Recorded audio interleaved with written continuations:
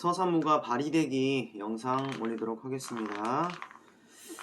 서사무가라는 게 뭐냐면요, 무당들이 구술하기 전에 자신의 몸에 모시게 될, 또는 자기가 지금 현재 모시고 있는 신에 대한 내력을 말하는 겁니다.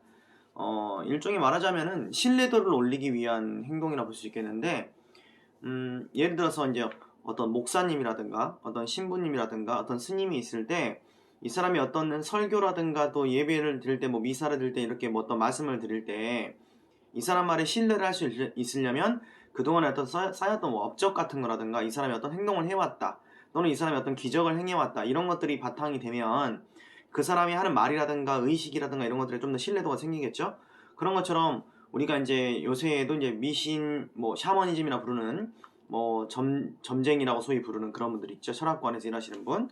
그런 분들도 입소문을 타고 지난번에 내가 가보니까 굉장히 잘하더라, 이런 말을 통해서 그런 분들한테 이제 우리가 점을 보러 가기도 하고 사주팔자를 보러 가기도 하고 이런 것들이 있는데, 옛날 무당들도 마찬가지입니다. 물론 의식을 치르는 사람이지만 사람들로 하여금 내 몸에 그 신이 들어왔다 갈 거야, 그리고 그 신은 이러한 전지전능한 능력을 갖고 있어 라는 것을 말을 해줘야지만이 자신의 어떤 굿이라든가 의식을 믿게 되겠죠. 그래서 그 말을 하기 위해서 그냥 바로 굿을 하는 게 아니라, 이 사람은 예전에 이러이런 내력을 갖고 살아왔던 신이고 이 신이 현재 내 몸에 들어올 것이다 라는 걸 말해주기 위해서 앞에 굿하기 전에 판소리 공연처럼요, 꽤 긴 시간 동안 이야기를 해줍니다. 그게 서사무가고요. 무당들은 아무래도 이제 글로 전승되는 것보다는 자신들이 이제 다음 무당, 그러니까 다음 이제 나의 바톤을 받을 그런 다음에게 물려주기 때문에 구비문학 형식으로 말에서 말로 전승이 되고, 현재 우리가 이렇게 지문 같은 걸 가고 볼 수 있는 이유는 그런 것들을 이제 녹취해가지고 적어놓은 사람들이 있어요. 녹취록이라고 하는데, 그런 녹취록을 통해서 기록이 돼 있기 때문에 현재 우리가 이렇게 배울 수 있는 거고요. 서사무가는 방금 전에 말했던 것처럼 그 대상이 전지전능한 능력을 갖고 있습니다, 이런 능력을 갖고 있습니다, 이런 내용이 주기 때문에 우리가 주로 봐왔던 소설이라든가 또는 단군시나 주몽시나, 단군시는 아니지만 주몽시나 같은 데서 엿볼 수 있는 영웅 서사시 구조를 갖고 있는 경우가 많습니다. 바리대기라는 작품은 이제 바리공주라고도 전승이 되고 있고요. 바리공주, 바리대기라고 하는데 대표적인 서사무가 중 하나로 볼 수가 있습니다. 자, 그러면 내용의 지문에 바로 들어가 볼 건데요. 앞부분 줄거리가 간략하게 요약되어 있고요. 아들이 아닌 일곱째 딸로 태어난 바리대기라고 되어 있습니다. 자, 그 말은 무슨 말입니까? 아들이 아니라는 말을 꾸민 말을 굳이 넣어놨죠. 줄여놓은 이야기에도 그 말은 아들을 원했다는 것을 우리가 추측해 볼 수 있고요. 이 이야기에는 남아 선호서상이 들어가 있구나 라는 것을 추측해 볼 수가 있을 것 같습니다. 일곱째 딸로 태어난 바리대기는 부모에게 버려진답니다. 자, 이런 것들 어떻습니까? 처음에 왕족에게 태어났기 때문에 고귀한 혈통도 가지고 있고, 그 다음에 어릴 적 버려지기 때문에 어릴 적 시련이라는 구조, 영웅 서사시 구조의 제일 기본적 구조를 우선 갖고 있죠. 다행히 바리공도 칼몸 내외 밑에서 건강하게 자란다. 그렇다면 바리공도 칼몸 내외가 구해줬다는 거잖아요. 조력자에 의한 구출이 들어가 있고요. 바리대기는 부모가 위독하다는 말에 양녀수를 구하러 나선다. 근데 이제 아들이 아닌 일곱째 딸이거든요. 그럼 집에서 어떤 책임감을 갖고 있는 사람이라고 한다면 소위 큰아들이라고 하는, 우리 유교적 문화에 있다 보니까 큰아들에게 그런 소임이라든가 임무가 주어지는 편이고, 설령 큰아들이 없다 하더라도 제일 큰 딸, 장녀가 그런 책임들을 얻는 경우가 많은데, 얘는 지금 일곱째 딸이기 때문에 막내딸이에요. 막내딸이고 심지어 아들도 아니고, 당시 상황으로 본다면 큰아들이 해야 될 일, 또 장녀가 해야 될 일을 막내딸이 하고 있는 것으로 볼 수가 있습니다. 그러니까 상황적으로 효심이 더 강하다는 것을 더 강조할 수가 있는 거고요. 다른 자식들은 부모가 버리지 않고 키웠지만은 그 자식들은 효도를 하지 않고 있는 이런 상황이 전제되기 때문에 다른 자식과 비교해가지고 효심이 훨씬 깊은 그런 자식으로 강조가 될 수 있겠다. 앉아서 멀리 바라보니 어렁성 금바위에 반송이 덮였는데, 반송은 이제 키 작은 소나무를 말하고요. 석가세존님, 그런 불교력 성격을 띠고 있구나. 불교라는 종교에 대해서 부처라는 대상이 있기 때문에 학생들이 이제 유일신 사상으로 잘못 아는 경우가 있는데, 불교를 다녀본 친구들은 알 겁니다. 불교는 유일신 사상을 갖고 있는 게 아니라 다신주의, 여러 가지 신이 있다라고 전제를 하고 이렇게 전승이 되는, 누구나 부처가 될 수 있다, 이런 것들이 이제 불교의 특성이거든요. 그래서 여기서 보시면 석가세존님, 뭐 지장, 보살님, 아미타불님 등 여러 가지 이제 어떤 부처의 형상을 띠고 있는 보살들이 나올 수 있는 거고, 그들은 당연히 초월적 존재입니다. 초월적 존재들이 이제 뭐 3명이 모였으니까 화투 치고 있나 보죠. 설법을 하고 있다는 것은 불교적 성격도 들어가 있고 초월적 존재들이 있는 공간이니까 아마도 이 바리대기가 초월적 공간에 들어왔구나라는 걸 추측해 볼 수가 있습니다. 아기가라고 표현했는데 바리대기를 아기라 표현한 거예요. 가까이 가서 3배나 3배, 옛날에 큰절은 3번 했거든요. 그렇기 때문에 3번을 3번 해야겠죠.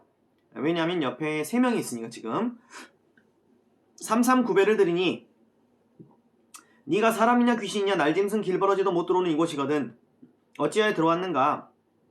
함부로 아무나 들어올 수 있는 곳이 아니다 그 말이죠. 아기하는 말이 국왕의 세자 이옵더니, 자 얘는 분명히 딸이기 때문에 세자란 표현을 쓰면 안 됩니다. 아들이라고 구라치고 있네요. 부모 소양 나왔다가 길을 잃었사오니 부처님 은덕으로 길을 인도하옵소서. 석가세존님 하시는 말씀이 국왕에 7공주가 있다는 말은 들었어도 세자대군이 있다는 말은 금시초문이다. 너를 대양서천에 버렸을 때에 너의 잔명 남은 목숨을 구해주었거늘. 알고 보니까 바리공독 할멈도 이제 조력자긴 하겠지만은 그 바리공독 할멈 내외가 구할 수 있도록 조력했던 사람은 석가세존이었던 거죠. 그도 그려하느니와 평지 삼천리를 왔지만은 험로 삼천리를 어찌 가려느냐. 자, 거짓말하고 있는 걸 이미 알고 있고요. 네가 현재까지 왔던 것도 꽤 힘들었을 것 같은데 그거는 그냥 평지에 불과하다 그 말입니다. 앞으로 너가 부모에게 효도를 하기 위해서 양녀수를 구하는 길은 험로 삼천리가 될 것이다. 뭐 이런 말을 볼 수가 있죠. 가다가 죽사와도 가겠나이다. 라화를 줄 것이니 이것을 가지고 가다가 큰 바다가 있을 테니 이것을 흔들면 대해가 육지가 되나니라. 비현실적 요소가 들어가 있고요. 라화라는 것은 그러면 부모님을 구하기 위해서 쓸 수 있는 우리 게임으로 말하면 게임 아이템 같은 거죠. 특수한 소재가 나왔습니다. 가시성 철성우리 하늘에 닿을 듯하니 부처님 말씀을 생각하고 라화를 흔드니 발 없는 귀신, 다리 없는 귀신, 눈 없는 귀신, 억만 귀졸이 악마굴이 끌 듯 하는구나. 그러니까 이 라화를 흔드니까 죽음의 세계에 있던 또는 죽었던 귀신들, 그 영혼들이 보인다는 거죠. 칼산지옥 불산지옥문과 84,000 제지옥문을 열어 모든 지옥문을 열어서 시방 갈 이 시방으로 지옥 갈 이 지옥 보낼 때에 우여 슬프다 선후망의 암호망제 썩은 귀 썩은 입에 자세히 들었다가 제보살님께 외우시면 바리공구주지를 따라 서방정토 극락세계로 가시는 날이로성이다. 자, 이 부분은 사실 서술자 개입으로 볼 수가 있는데 선생님이 아까 이게 무당이 앞서 자신의 어떤 신에 대한 그런 신뢰도를 주기 위해서 부르는 서사무가라고 했었는데 여기에서 중간에 지금 라화를 흔드니까 귀신들이 막 보인다 그랬어요. 즉 라화를 흔드니까 지옥으로 가는 어떤 죽음의 세계로 가는 문이 열린다는 거거든요. 그럼 현재 이 구천을 떠들고 있는 귀신들은 결국은 죽음의 세계로 가야만 한단 말이죠. 가야만 하는 상황에 이 바리대기가 라화를 흔드니까 바리대기는 자기가 가려고 그런 거겠지. 그때 문이 딱 열린단 말이야. 우리 이럴 때 있잖아. 요즘에 아파트들이 최첨단이어가지고 맨 입구부터 아예 이제 비밀번호로 들어가게 돼 있지 않습니까? 그런 아파트가 많잖아요. 그런데 내 친구 집에 놀러 왔는데 친구가 저기 내 벨소리를 못 듣고 자꾸 안 열어주는 거야. 이제 그러면은 밑에서 춥잖아. 그러니까 빨리 안에 들어가고 싶은데 계속 안 받으면은 전화도 회복 안 받으니까 그럴 때 누가 문을 열고 들어가면 문 열렸을 때 후딱 이렇게 같이 들어갈 때 있잖아요. 그죠? 뭐 그런 상황이라 생각하면 될 것 같아요. 어딘가 잠겨졌는데 내가 들어가고 싶은데 누가 대신 열었어. 그때 같이 들어가는 요런 상황이다. 그러니까 라화를 흔들었으니까 구천을 떠들고 있는 귀신들은 어차피 죽음의 세계로 가야지만이 되기 때문에 그래야지 또 이제 윤회를 할 수 있겠죠. 그러니까 그때 라화 흔들었을 때 너희도 빨리 그때 들어와라, 따라 들어와라. 이런 말을 이 무당이 굿하고 있으면 그 공간에는 사람들도 와 있겠지만은 시끄러운 소리가 나니까 귀신들이 그런 소리들을 좋아하기 때문에 그 자리에 오거든요. 그럼 그 귀신들한테 하는 말이죠. 너희들 구천 떠돌지 말고 바리대기가 라화 흔들 때 그때 빨리 죽음의 세계로 빨리 건너가라. 이런 말을 해주는 거기 때문에 무당으로서 갑자기 이야기 전달자가 아닌 무당으로서 하는 말입니다. 그러니까 이거는 이야기 바깥의 사람이 해주는 말이기 때문에 서술자 개입으로 볼 수 있겠네요. 소설로 따진다면. 아기가 한 곳을 바라보니 동에는 청률이 장문이 서있고 북에는 흑률이 장문이 서있고 한가운데 정렬문. 정렬은 지조와 절개. 물론 남자도 여자도 모두 지조와 절개를 지켜야겠지만 옛날 유교적 사회에서 지조와 절개가 강조되었던 것은 오히려 여성에게 강요가 되었죠.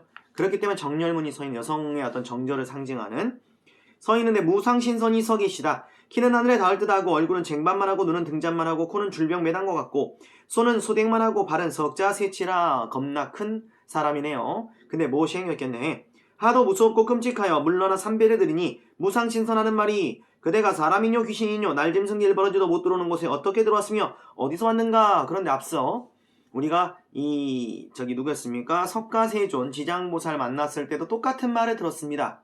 자, 뭐라 했죠? 이거는 구비문학이라 했죠.